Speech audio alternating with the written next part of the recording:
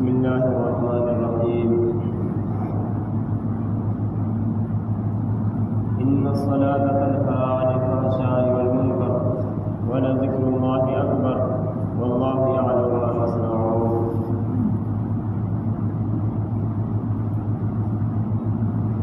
دوستوں اور عزیز ساتھیوں، اللہ رب العزت کا بے انتہا احسان اور کرم، اللہ تبارک و تعالیٰ نے مسلمان بنایا،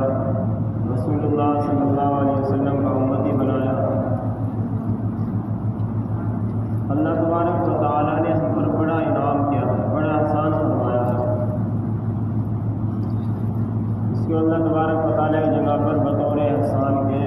قرآن کریم کے اندر فرماتے تھے لقد من اللہ علی المؤمنین اذ بعث فیہم رسولا۔ اللہ تبارک و تعالیٰ نے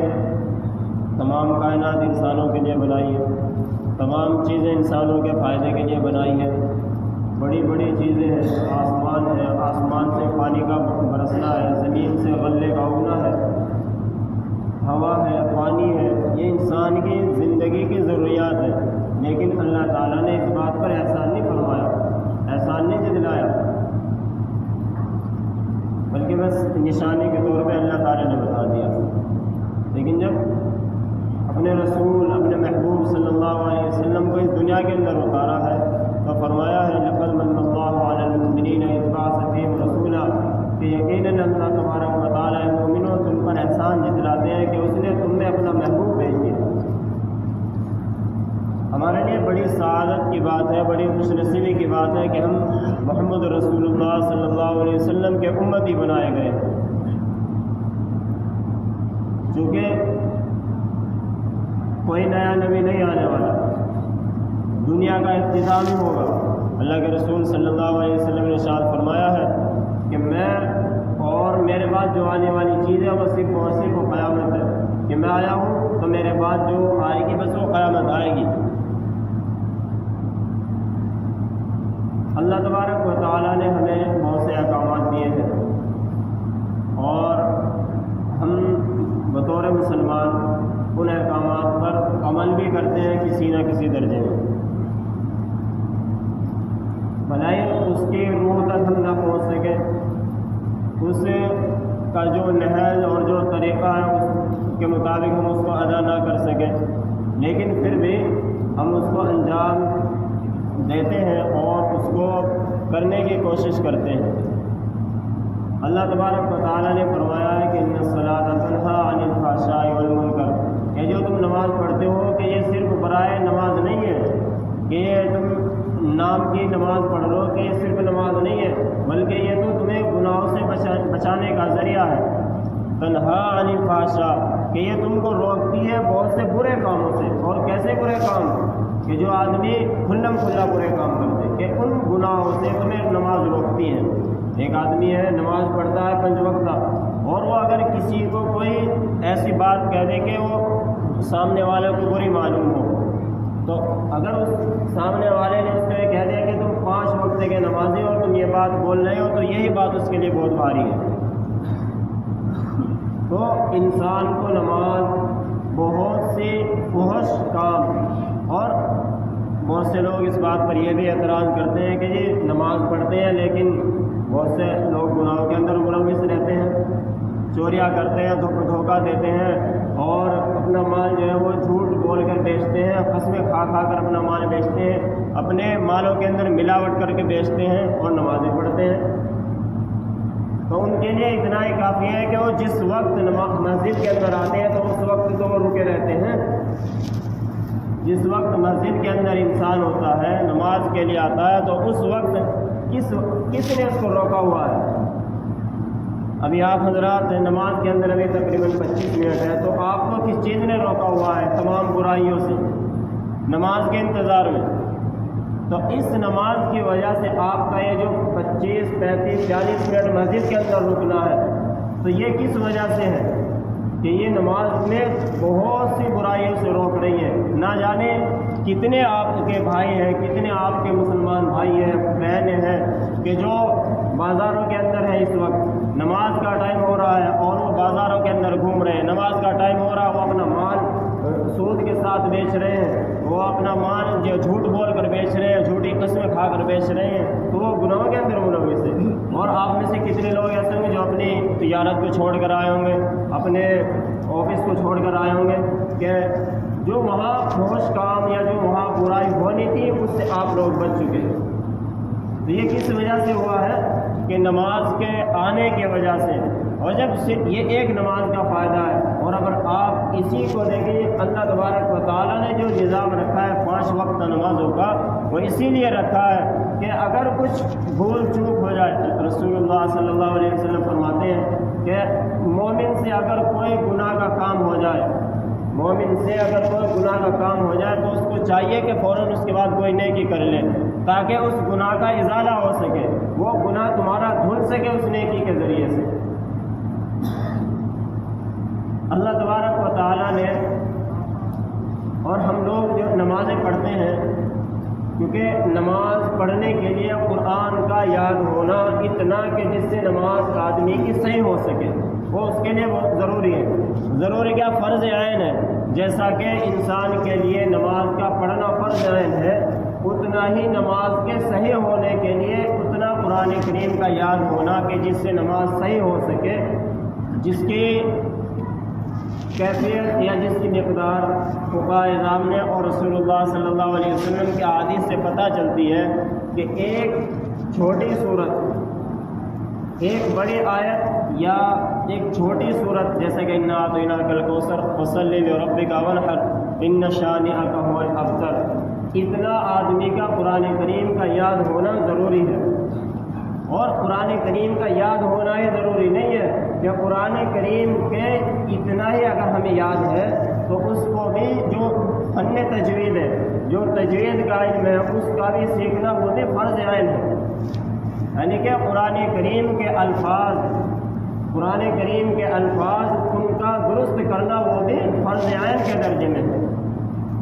ہمارے بہت سے لوگ ہیں وہ اس کو جیم کا نہیں پتہ، زا کا نہیں پتہ، ضا کا نہیں پتہ ہے کہ ہم سبحان ربی العظیم پڑھتے ہیں تو بے خبری میں پڑھ دیتے ہیں سبحان ربی العظیم، زا سے نکلا تو بھی غلط، جیم سے نکلا تو بھی غلط، ضا سے نکلا تو بھی غلط۔ اس کا صحیح تلفظ ہے ضا، جس کو فن تجوید والوں نے اور علم تجوید والوں نے بتایا ہے کہ یہ حرف کہاں سے نکلے گا، یہ حرف کہاں سے نکلے گا، اس کو بتایا ہے کہ زبان کی نوک جب تک کہ جو سامنے والے اوپر کے جو 2 دانت ہیں وہاں یہ نہ لگے تو یہ حرف ادا نہیں ہو سکتا۔ ہمیں زال ادا کرنا ہے، ضا ادا کرنا ہے، سا ادا کرنا ہے، تو اس کا جو مخرج ہے، اس کے جو نکلنے کی جگہ ہے کہ جب تک کہ ہم اپنی زبان کو اس جگہ پہ نہیں لگائیں گے، اس کی مشق نہیں کریں گے تو وہ حرف ادا نہیں ہو سکتا۔ تو یہ ہمارے لیے ضروری ہے، ہر ایک فرد کے لیے، ہر ایک مسلمان کے لیے جو قرآن کریم پڑھتا ہے تو اس کے لیے ضروری ہے کہ وہ اس علم کا سیکھے اور ان کی جو نکلنے کی جو جگہ ہے ان کو بھی سیکھے، کیونکہ اور اس علم کا جو فائدہ ہے، اگر ہم اس علم کے اعتبار سے قرآن کریم کو پڑھیں گے تو پھر ہمارے لیے دونوں جہان میں نیک بختی کا سبب بنے گا، دونوں جہان میں نیکیاں حاصل کرنے کا سبب بنے گا۔ اور اگر ہم اس علم کے اعتبار سے اس قرآن کریم کو نہیں پڑھیں گے تو پھر ہمارے لیے یہ ثواب کا اور نیکی کا ذریعہ نہیں بنے گا، بلکہ الٹا ہم پر لعنت بھیجے گا۔ تو ایسا ہم قرآن کریم پڑھ رہے ہیں، قرآن کریم کو جس طرح سے رسول اللہ صلی اللہ علیہ وسلم پر نازل کیا گیا ہے، رسول اللہ نے پڑھا ہے، صحابہ نے اس کو سکھایا ہے، تو اسی طرح سے ہمارے لیے بھی یہ نجات کا ذریعہ بنے گا، ورنہ نہیں۔ کتنے لوگ ایسے ہیں کہ وہ الحمد جب پڑھتے ہیں تو بڑی ہا ہے وہاں پہ جو الگ سے نکلتی ہے، اور اگر اس کا ہم حمد پڑھیں تو وہ بے معنی لفظ ہو گیا۔ حمد اگر ہم نے ہا کو ہا سے پڑھ دیا وہ بے معنی لفظ ہو گیا۔ اور یہ بات یاد رکھیں کہ قرآن کریم کے اندر کوئی لفظ ایسا نہیں ہے جس کا کوئی معنی نہ ہو۔ اور جب قرآن کریم کا اگر ہم پہلا ہی لفظ غلط پڑھ دیں تو پھر آگے ہم پر قرآن کریم لعنت بھیجے گا یا رحمت بھیجے گا؟ ان چیزوں کی طرف ہمارا دھیان نہیں ہوتا. اکثر لوگ بس ایسے ہی بے خبری میں ایسے قرآن کریم پڑھتے ہیں. حالانکہ قرآن کریم کی جو یہ اصطلاحات ہے کہ قرآن کریم کے الفاظ کو ہمیں کس طرح سے ادا کرنا ہے، قرآن کریم کے حرف کو ہمیں کس طرح سے نکالنا ہے، تو یہ کوئی نیا علم نہیں ہے. یہ تو اس کے بارے میں فرمایا ہے کہ علم منزل من اللہ، کہ اللہ تعالیٰ کی طرف سے نازل کیا گیا علم ہے، کہ اللہ تبارک و تعالیٰ کی طرف سے نازل کیا گیا. اس طرح سے ہے کہ جیسا کہ اللہ تبارک و تعالیٰ نے اپنے حبیب رسول اللہ صلی اللہ علیہ وسلم کو سکھایا ہے، انہوں نے آگے اس کی تعلیم اسی طرح سے دی ہے، اور پھر علماء کرام نے، ائمہ اعظام نے اس سے اس کو نکالا ہے کہ یہ حرف ادا کہاں سے ہو رہا ہے. ہمارے آسانی کے لیے بتا دیا کہ یہ لفظ مثال کے طور پر ایک بتایا ہے آپ کو کہ زال ذا صا ہمیں ادا کرنا ہے، تو وہ جو سامنے کے جو اوپر کے دانت ہیں اور جو ہماری زبان ہے اس کی نوک جب تک کہ وہ ان کے کناروں پر نہیں لگے گی تو وہ حرف ادا نہیں ہوگا. ہمیں کہنا ہے سبحان ربی العظیم، عظیم ہوگا، عظیم نہیں ہوگا، عجیم نہیں ہوگا. چونکہ یہ ایسی چیزیں ہیں کہ بظاہر بہت چھوٹی سی معلوم ہوتی ہے، لیکن ان کی وجہ سے آدمی اگر اپنی نماز پڑھ رہا ہو تو بہت سے معنی ایسے ہو جاتے ہیں کہ نماز ہی خراب ہو گئی. ہم نماز پڑھ رہے ہیں، بہت اچھے سکون سے نماز پڑھ رہے ہیں، لیکن قرآن کریم کے حرف ہمارے سے ادا نہیں ہو رہے، قرآن کریم کے حروف ہمارے صحیح ادا نہیں ہو رہے. اور ادا نہیں ہو رہے تو ایک دوسری بات ہے، لیکن اس کو صحیح ادا کرنے کی کوشش بھی نہیں کر رہے. تو یہ بڑی جہالت کی بات ہے کہ اگر آدمی سے الفاظ صحیح ادا نہیں ہو رہے لیکن کوشش کر رہا ہے آدمی، تو اس کے لیے تو معافی ہے. لیکن ایک آدمی ہے کہ اس سے اگر وہ کوشش کرے گا تو اپنے حرفوں کو، اپنے الفاظ کو صحیح ادا کر سکتا ہے، تو اس کو کرنا چاہیے. اس کے لیے واجب ہے، فرض کے درجے میں. پورے علم کا، پورے علوم تجوید کا سیکھنا یہ تو فرض کفایہ کے درجے میں ہے کہ بستی کے اندر 2-4 آدمی ایسے ہو جائے کہ وہ اس کا پورا احاطہ کر لیں، اس کے ہر جزیے کو، ہر مسئلے کو اس کو اچھی طرح سمجھ لیں. یا جس طرح سے پورے دین کا احاطہ کرنا یہ فرض کفایہ کے درجے میں ہے. لیکن اتنا علم کہ ہماری نماز درست ہو جائے، ہمارا قرآن درست ہو جائے، ہمارے جو معاملات ہیں وہ بالکل درست ہو جائیں، وہ دین کا علم بھی اور قرآن کریم کے پڑھنے کا علم بھی وہ فرض عین کے درجے میں ہے. یہ نماز کے اندر بہت سے لوگ اس طرح کی غلطیاں ہو جاتی ہیں تو ان پر دھیان دینے کی بہت ضرورت ہے کہ اگر کسی کے الفاظ میں اس طرح کی کمی ہے، یا جیسے لوگ تکبیر پڑھتے ہیں تو اس میں بہت سے لوگوں کو یہ خیال ہی نہیں ہے، کیونکہ عربی کے قواعد کی وجہ سے کہیں پر زبر اور کہیں پر پیش ہے وہ عدلتے بدلتے رہتے ہیں. ہم پڑھتے ہیں اشہد ان محمد رسول اللہ، اشہد ان محمد رسول اللہ. یہاں ہم اس کو اس لیے پڑھتے ہیں کیونکہ عربی کا قاعدہ ہے کہ اگر انا آ جائے تو اس کے بعد والا جو حرف ہوگا، اس کا جو آخر حرف ہوگا، تو اس کے آخر پر ہم جہاں بھی انا آئے گا اس کے بعد جو لفظ ہوگا اس کے آخر کی جو حرف ہوگا، انا کے بعد کوئی لفظ آئے، اس لفظ کا کوئی آخر حرف ہو تو اس پر ہم زبر ہی پڑھیں گے.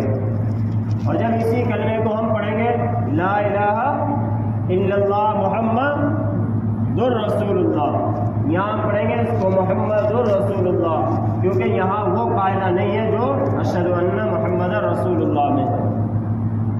تو بہت سے لوگ اس خیال میں اس کو بھی اشہد ان محمد رسول اللہ کہہ دیتے ہیں کہ ہم جیسے پڑھتے ہیں لا الہ الا اللہ میں ویسے ہم اس کو بھی یہاں پڑھیں گے. لیکن عربی کے قواعد کے نہ سمجھ کی وجہ سے یہ اس طرح کی بات آدمی کے ذہن میں آتی ہے جو آنی نہ چاہیے. کہ جو صحیح بات ہے وہ یہی ہے کہ آدمی کا قواعد کی وجہ سے جو اس کا لفظ ہوگا، اس لفظ کا جو آخر حرف ہوگا اس میں یہ حرکت کبھی انا کے بعد والے حرف پہ حرکت آئے گی زبر کی، اور اگر بغیر انا کے ہے تو وہ پیش کی حرکت آئے گی یا زیر کی حرکت آئے گی. یا اسی طرح سے بہت سے لوگ نماز کے اندر آتے ہیں، نماز کے اندر آیا انسان اور امام صاحب رکوع کے اندر پہنچ گئے، امام صاحب رکوع کے اندر پہنچ گئے، یہ بڑی سمجھنے کی بات ہے۔ اکثر لوگ اس کے اندر بڑا مغالطہ کرتے ہیں اور بڑا دھوکہ کھاتے ہیں۔ آدمی آیا اور امام صاحب رکوع کے اندر ہے تو آدمی فوراً جھٹ سے اس نے اللہ اکبر کہا اور فوراً وہ رکوع میں پہنچ گیا، جب تک کہ اس نے قیام نہیں کیا، جب تک قیام نہیں کیا تو وہ رکعت اس کی شامل نہیں ہوگی۔ قیام فرض ہے اور اس کا قیام ہی چھوٹ گیا تو وہ رکعت شامل نہیں ہوگی۔ ایک آدمی ہے کہ آیا، اس نے قیام تو کر لیا لیکن پہنچا رکوع میں تو امام صاحب کھڑے ہو گئے، خود پہنچا اور امام صاحب کھڑے ہو گئے، تو اب وہ کیا کرے؟ اس کے لیے بھی ہے کیونکہ اس نے اپنے رکوع میں امام صاحب کو نہیں پایا ہے۔ اگر اپنے رکوع میں امام صاحب کو پا لیتا اور اس کے بعد وہ تھوڑی دیر ٹھہرا رہے تو وہ اس کا رکوع شامل ہوگا رکعت کے اندر، اور اگر اس نے اپنا رکوع تو کیا ہے لیکن امام صاحب کو نہیں پایا ہے تو وہ رکوع بھی شامل نہیں ہوگا اس کی نماز میں۔ یا اسی طرح سے بہت سے لوگوں کی جلدی پڑھنے کی عادت ہے کہ امام صاحب کے ساتھ ہے اور امام صاحب رکوع میں جا رہے ہیں تو امام صاحب سے پہلے پہنچ گئے، رکوع سے امام صاحب اٹھے نہیں ہیں رکوع سے اور پیچھے والے پہلے اٹھ گئے، امام صاحب سجدے میں نہیں گئے ہیں، ابھی اللہ اکبر نہیں بولا ہے اور پیچھے والے سجدے میں پہنچ گئے۔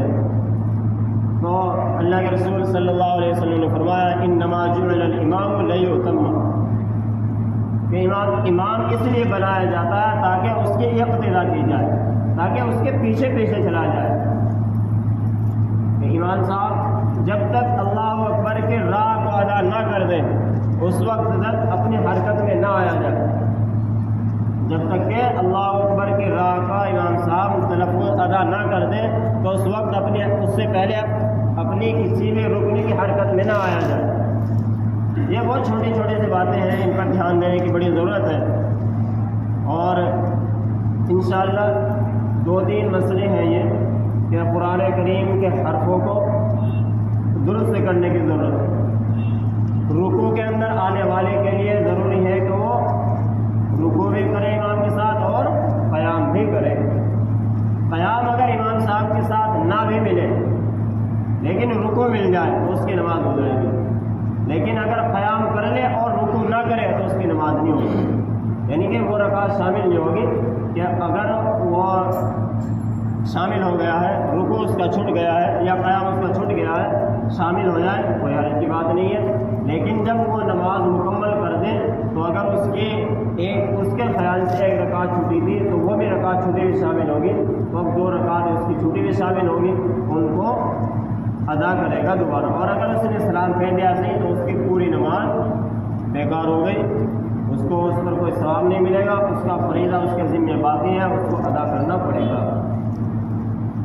اور اسی طرح سے امام سے پہلے کوئی رکن نہ کیا جائے۔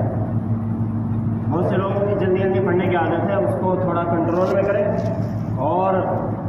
امام صاحب کے اللہ اکبر کہنے سے پہلے کسی بھی رکن کی حرکت میں نہ آیا جائے۔